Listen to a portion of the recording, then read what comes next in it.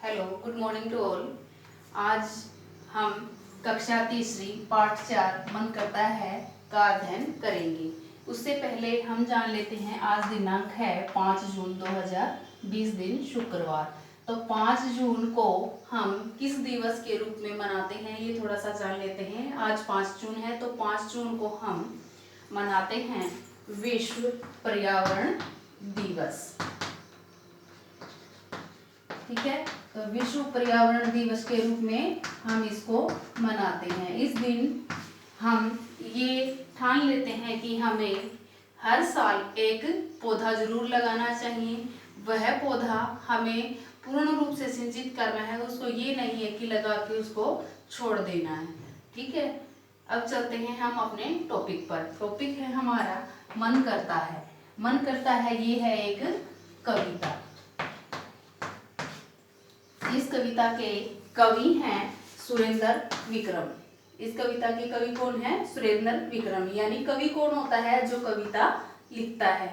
ठीक है, तो ये कविता मन करता है किसने लिखी है? सुरेंद्र विक्रम ने।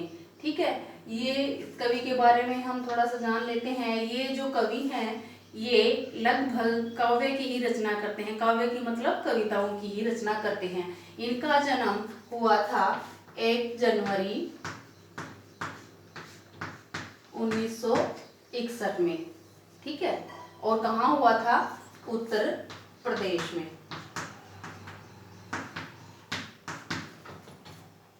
अब चलते हैं हम अपनी कविता पर। कविता है मन करता है सूरज बनकर आसमान में दौड़ लगाऊं। यानी कि जो कवि है वह मन के माध्यम से बता रहा है कि मन है वो कैसा है और वो किस किस प्रकार से बनने की कोशिश कर रहा है। मन करता है सूरज बनकर, यानी कि कहता है कि कवि जो मन है वो ऐसे कर रहा है कि मैं सूरज बनकर, सूरज जो सुबह निकलता है उसको सभी जानते हैं, तो सूरज बनकर आसमान, आसमान का मतलब क्या होता है? आकाश। आकाश में क्या करूं? दौड़ लगाऊं। यानी कि वह बिल्कुल खुले में घूमना चाहता है। नेक्स्ट है मन करता है चंदा बनकर सब तारों पर अकड़ दिखाऊं। मन करता है क्या बनकर? चंदा। चंदा को सभी जानते हैं, क्या होता है चंदा?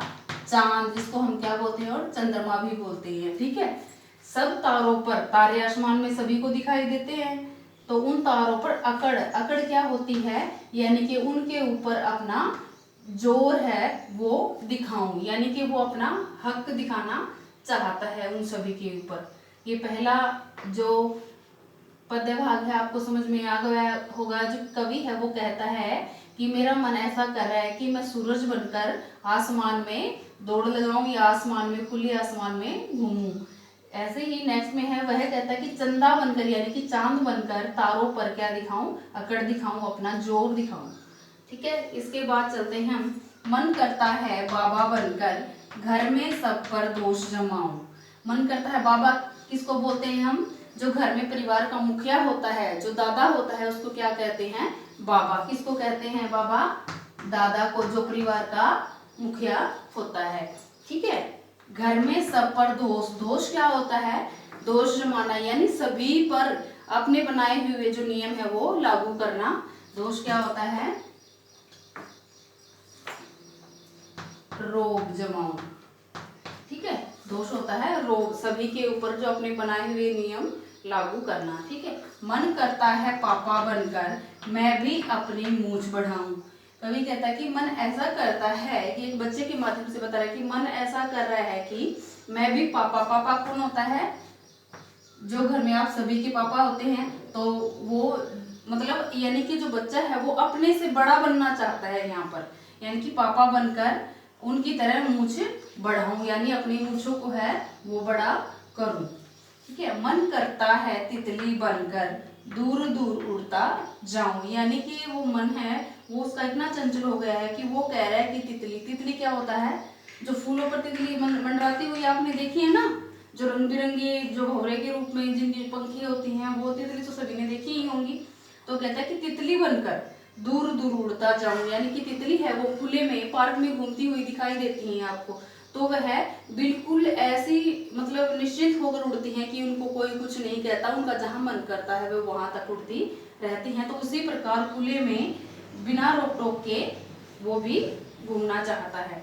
मन करता है कोयल बनकर मीठे मीठे बोल सुनाऊं। यहाँ कहता है कि कोयल की बोली कैसी होती है? कोयल की बोली मीठी होती है। तो इसी प्रकार में कवि कहता है कि मन ऐसा कर रहा है कि मैं भी जो कोयल बनकर मीठे मीठे बोल सुनाऊं, यानी कि कोयल की जैसी ही मीठी बोली बोलकर अपनी जो विचार है उनको व्यक्त करूं। ठीक है, वह कोयल के जैसी ही मीठी बोली बोलना चाहता है। आगे है, मन करता है चिड़िया बनकर ची ची चू चू शोर मचाऊं। यानी कि अब उसका जो मन है वह कैसे कर रहा है? चिड़िया बनने का। और चिड़िया होती हैं वो सुबह शाम बेरोक टोक के ची ची करती रहती हैं, यानी कि बिना किसी बेरोक टोक के अपनी मर्जी से जितना चाहे शोर मचा सकती हैं, चुप बैठ सकती हैं, कुछ भी कर सकती हैं वो। ठीक है, तो उनके ही जैसे एक आजाद पंछी की तरह घूमना चाहता है। चिड़िया की जो साउंड है वो कैसी है? चींची और चूचू की। चिड़िया की जो आवाज होती है यानी कि जो उनकी बोली होती है वह कैसी होती है? चींची और चूचू की। जैसे हम अपने भाव को व्यक्त करते हैं तो हमें भाषा की जरूरत होती है, उसी प्रकार जो पक्षी होते हैं उनकी भी अलग अलग आवाज होती है, भाषाएं होती हैं। तो चिड़िया की आवाज है वो चींची और चूचू की है, यानी कि वह चिड़िया की तरह ही खुले में अपने जो विचार हैं वो व्यक्त करना चाहता है। मन करता है चरखी लेकर पीली लाल पतंग उड़ाऊं। यानी कि वो कहता है कि जो बच्चे का मन होता है वो भी इसी प्रकार का होता है कि चरखी लेकर, चरखी क्या होती है? जिसमें धागा लिपटा हुआ होता है।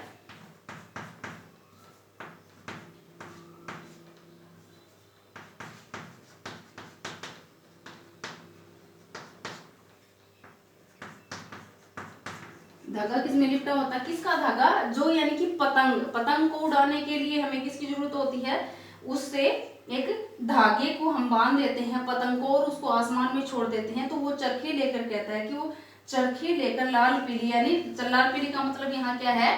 रंग बिरंगी, यानी कि विभिन्न रंगों से परिपूर्ण होना। यानी कि वो जो पतंग है वो रंग बिरंगी होनी चाहिए, लाल पीली, और उनको चरखी के साथ आसमान में उड़ाता रहूं। धन्यवाद।